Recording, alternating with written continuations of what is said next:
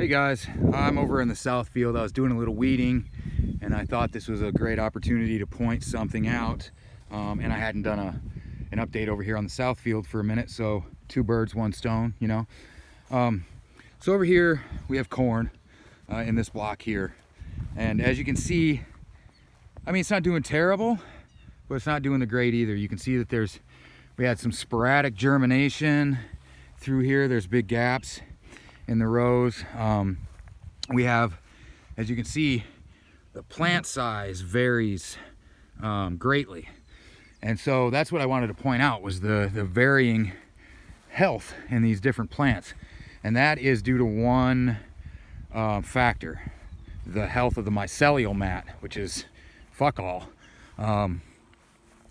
The reason some of these plants, like this guy here, that guy's friggin' giant compared to these guys over here.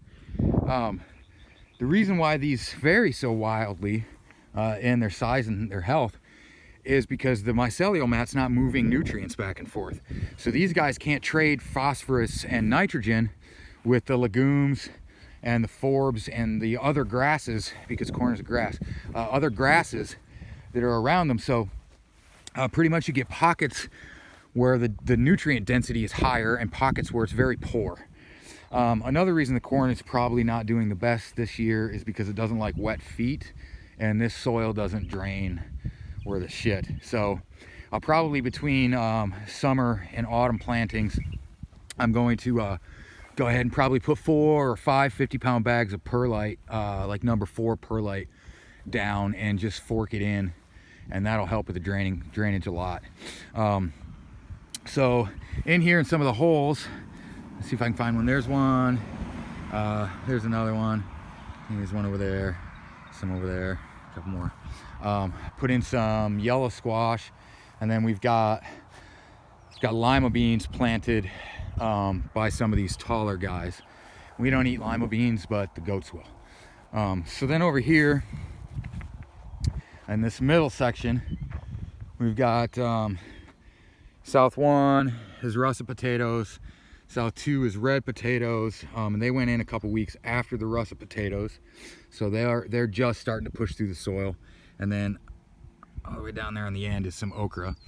This one, these guys are just starting to come up. You probably see a couple there at the front, and it's kind of hard to see them going down the row, but these are cantaloupes, which are delicious. And then green snap pole beans, and some more Crowder peas. We have Crowder peas in the north garden as well, but these are mostly just for the goats. And then these oil sunflowers are doing pretty rad. They like it here, and the goats will probably get some of these as well. And then so all the way down here, I've been kind of lazy with this last block down here. No excuse really. I still need to come, and that's what I'm doing today. So I got to come and I got to pull all these little clods of grass that didn't die when the plow and the disc came through. And now remember, this is the only year that we're going to do this. This land it'll never be dug again after this. So I'll fork all this stuff out. I'll probably hit it with some azomite. I got some azomite in these two sections of field. And azomite's just rock dust. It's just trace minerals.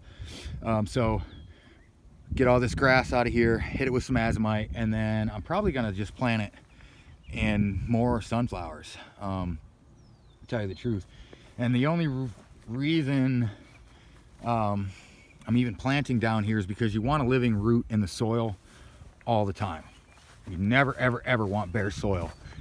So getting a living root in the soil will be great. It'll all be chop and dropped down there at that block at the end of the year, and then from now on, so twice a year this will get top dressed with compost, and then at the end of the year, when our seasons are done and we're no longer using the outside fields, the whole thing will get a cover crop, something that'll grow a couple of inches before the winter stops it, and then in the spring it'll all get pressed.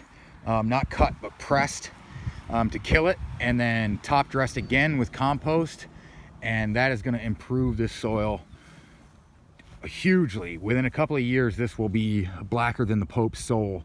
Well, I'll keep you posted with updates. I got a little work to do over in the food forest today, preparing for some new trees as well after I get done with this, if the goblin will let me work, or also if the storm holds off, because it's making stormy sounds. But yeah, I'll make another updates video. Probably next time we'll be back over other side over here, leveling and putting in some raised boxes. But I'll see you then. Get out in your gardens, get your hands in the dirt, grow some food, and revolt.